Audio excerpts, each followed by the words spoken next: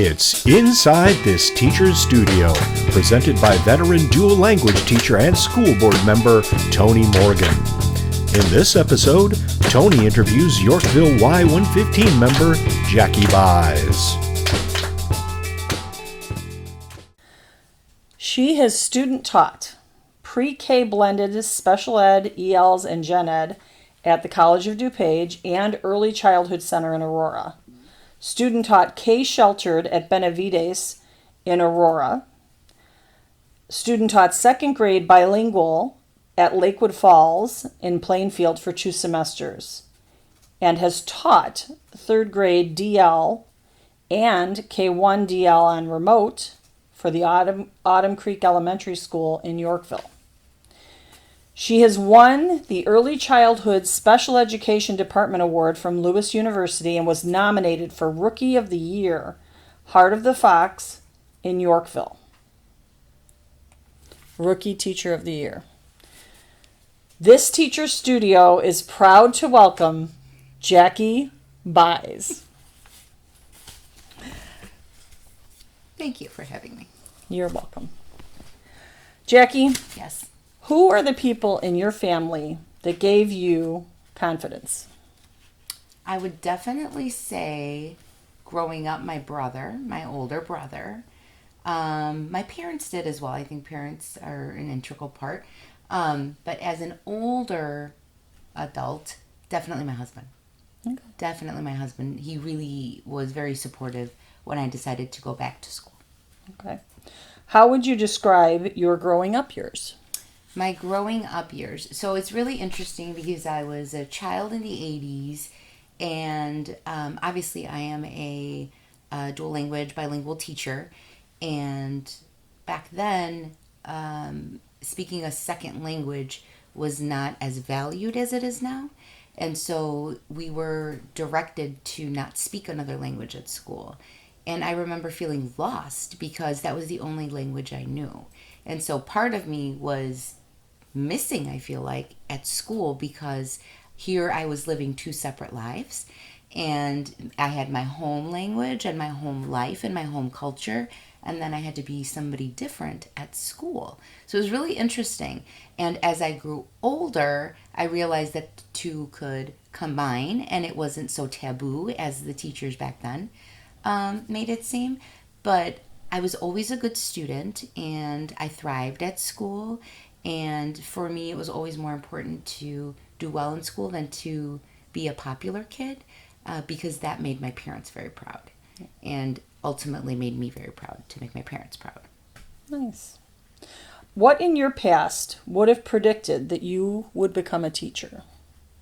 What in my past?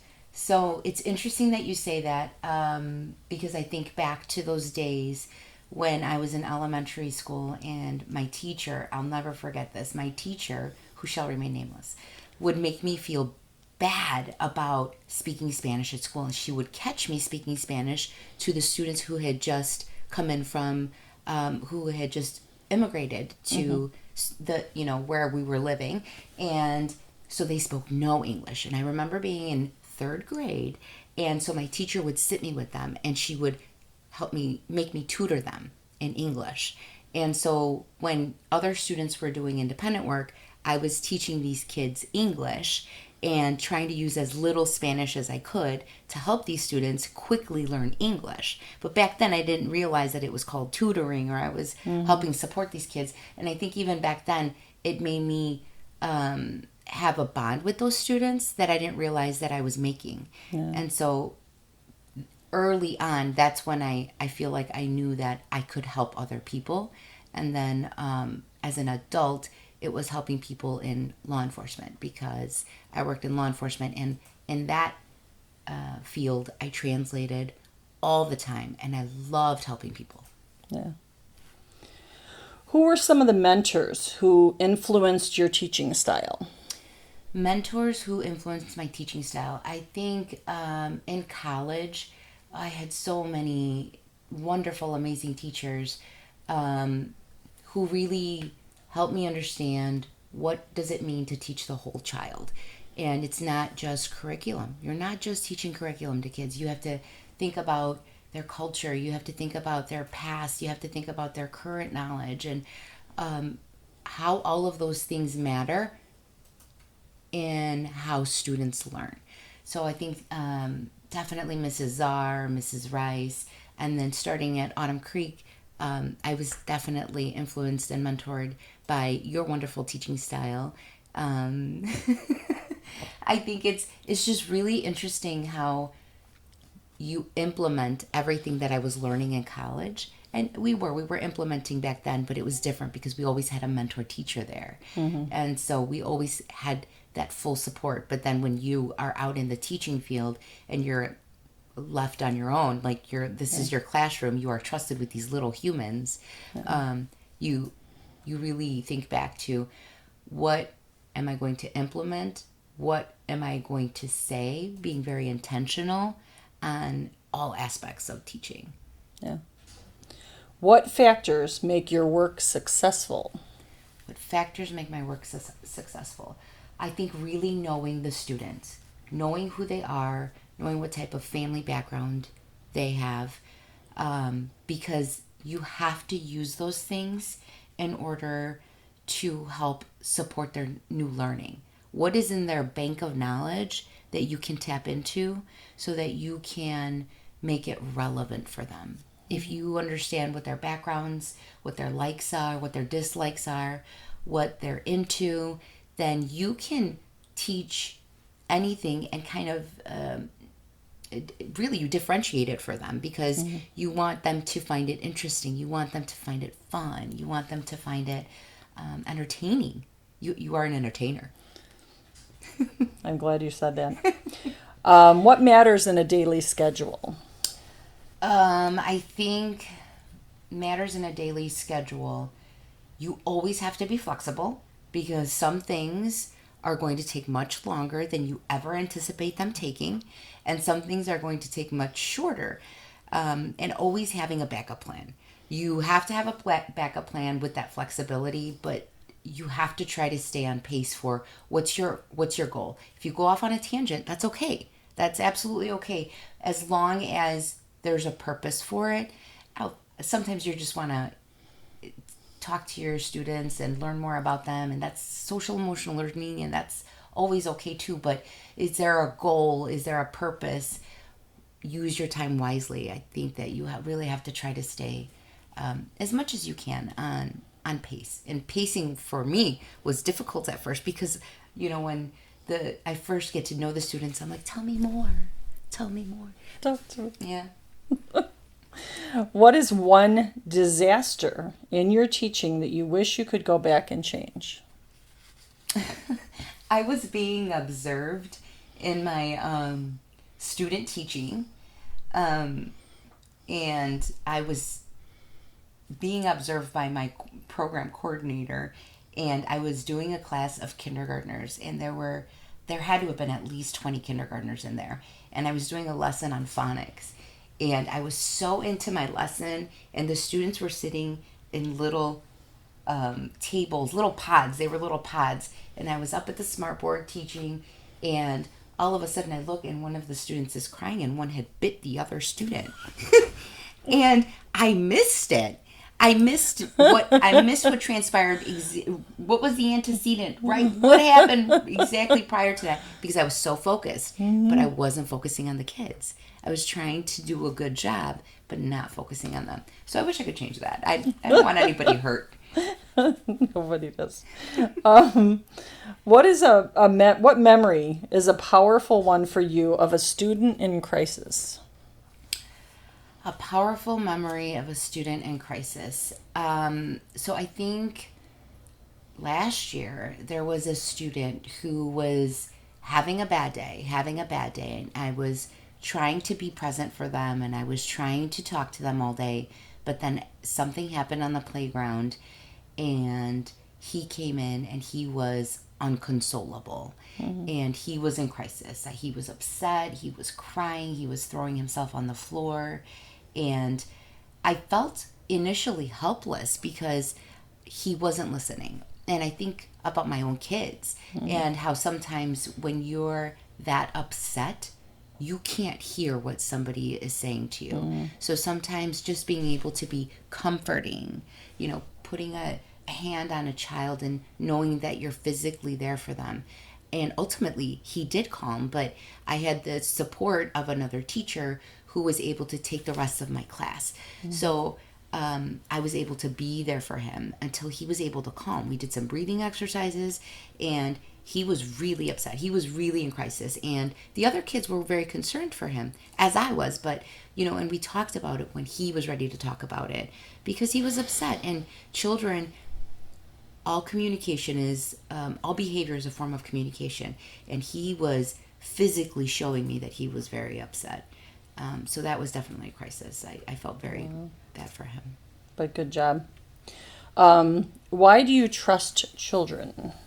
I trust children because children are forgiving. Children are non-judgmental. And I think as adults, we lose that sometimes. And I think that they're just so open. They are willing to learn. They're willing to listen. And sometimes as we get older, we forget how to be active listeners. You want to respond to somebody when they're asking you a question, or they're giving you a comment, or they're sharing something, and you just want to repeat something that happened to you. And sometimes we forget to be active listeners. And I think that we have to take that from students is they're just so forgiving, and they're just non-judgmental, and they're great human beings. Yeah. What is a moment you learned something about teaching that you wish you'd known much sooner? What is something that you learned about teaching that I wish I would have known much sooner? So I'll go back to when I was in elementary school. I wish I would have known that it was always okay to be bilingual. I wish I would have always known that it was okay that part of my identity was at school too. I wish I would have always known that that part of me was valued. Yeah. I know. What are some thoughts or main themes that guide your teaching? Thoughts or main themes. I always think to myself, how am I not going to mess up this child? How can I ensure that I'm giving them correct information? You don't want to give kids bad information because they will always remember it. If a student asks you how far the moon is and you don't know the answer, you better look it up before you give them the wrong answer, because they will go back and they will tell their parents that the moon is only 233,000 meters away when, it's farther away. But I think, you just have to be very factual when you give them, in a fun way. Yeah. Factual in a fun way when you give them information. But the biggest theme is knowing the content before you teach it, because you must be proficient in it. You have to do your homework before you teach the students. You have to know what's the big picture. Yeah. What do students do to show you that they are succeeding? So I am not the hugest fan of assessments that are on paper with a pencil, circle A, circle B, circle C. I think that it's really important that you allow a child to show you and share their understanding by sharing with a peer, by drawing a picture, by verbally telling you about their knowledge, I think that's the biggest thing. If they're able to teach somebody else about what they know, then they've got it. And especially if they're teaching another peer, or they're teaching me. Sometimes I have the students teach me. So tell me, how can you teach me to do something? Or if we're doing like steps on something, or tell me what you learned about whatever the topic is. But I think that it's not always a circle. It's not always a written, unless you're working on writing, but grammar and things like that. But they, forming a sentence, and it can be hard for our English language learners, but just giving them that autonomy to be able to share their knowledge, not just in a written form. Yeah. Which of the fine arts, singing, dancing, visual arts, drama, etc., do you promote the most in your classroom? At the top of my list is dancing, because I am a fantastic dancer. My students will all tell you that I am a fantastic dancer. And singing. I think that it goes back to students being very forgiving, and they never tell me that I'm off key. They just sing along with me. And I think that singing is one of those, what do you remember as a child? Do you remember those songs that you sang with your grandma, with your mom, with your aunt? Storytelling is an amazing quality to have. I think also drama, yeah, you have to be able to retell a story, but let's act it out. But definitely for me, singing and dancing. Okay. At the top of the list. The next part of our program, which is the last part of our program, is based on a questionnaire used by James Lipton on his show, and based on his show on a man named Bernard Pivot. I've altered it for teaching purposes. What is a letter you like? Jota. Jota. Because it is not used enough. J, for my non-bilingual friends. What is a letter you hate or dislike? Z. Because it's always mispronounced in Spanish. It's always mispronounced in Spanish. And how is it pronounced? My little friends try to pronounce it the same way it's pronounced in English. Zzz, and it's Okay. it's confusing. It's confusing. It's confusing. What do you love to hear as a teacher? You're the best teacher, Mrs. Bjes. Oh. I love hearing that. Oh. Because it's true. What do you hate to hear? I can't find my pencil. I need to sharpen my pencil. Do you use curse words? Not in school. Besi- Or around my kids. Besides teaching, what other profession would you like to have pursued?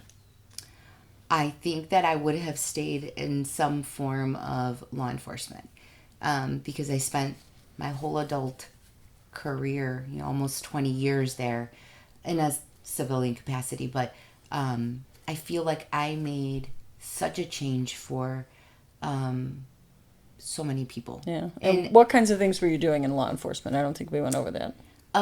So initially I started off as a dispatcher, was a community service officer, and then I was a records clerk for many years at local departments. And I think that when you help a victim and you help them feel empowered by not hindering their view or hindering, some people are not able to communicate in English, and they have to feel valued, and be giving them that voice that they did not have, whether it was a small child or a woman, a man, whatever it was, just allowing them to know that you were there for them. And whether you're helping them with an interview or out on the road or at court, I think it's really important, and people feel like you made a difference because you were there to help them. Yeah. If heaven exists, what would you like to hear God say upon your arrival?